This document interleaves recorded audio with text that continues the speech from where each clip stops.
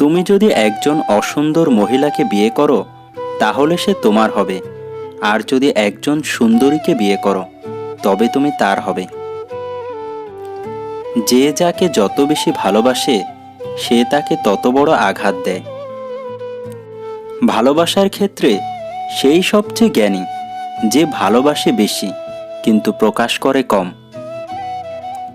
ভালোবাসার অর্থ হলো যাকে তুমি ভালোবাসো তার মতো জীবন যাপন করা। মেয়েরা পুরুষের হৃদয় 1 মিনিটেই চিনে নিতে পারে, এটি বিধাতার দেয়া শক্তি এদের। অথচ আশ্চর্যের ব্যাপার, ওরা নিজেরাই নিজেদের হৃদয় চিনতে পারে না। অল্প বয়সের ভালোবাসা অন্ধ গণ্ডারের মতো, শুধু একদিকে যায়, যুক্তি দিয়ে, বুদ্ধি দিয়ে, আদর দিয়ে। এই গণ্ডারকে সামলানো যায় না।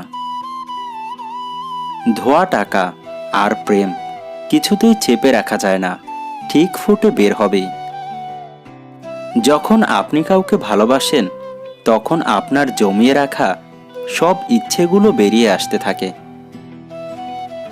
কাউকে সারা জীবন কাছে পেতে চাও তাহলে প্রেম দিয়ে নয়, বন্ধুত্ব দিয়ে আগলে রাখো। কারণ প্রেম একদিন হারিয়ে যাবে, কিন্তু বন্ধুত্ব কোনোদিনও হারায় না।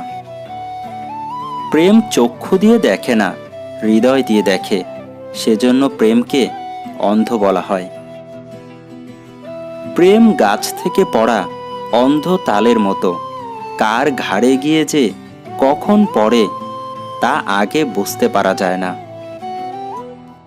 প্রেম যা পুরুষের জীবনে কেবল একটা অনুকাহিনী মাত্র, নারীর জীবনে তা সমগ্র ইতিহাস। মেয়েরা লেখাপড়া শিখে যতই উপরে উঠুক, প্রেমের চেয়ে অলংকার, উপহার বা টাকা পয়সাই চেনে বেশি। মেয়েদের চরিত্র এমন, যখন পুরুষেরা তাকে ভালোবাসতে চায় তখন তারা ভালোবাসে না, আর যখন পুরুষেরা তাকে ভালোবাসে না তখন সে ভালোবাসা জানাতে আসে।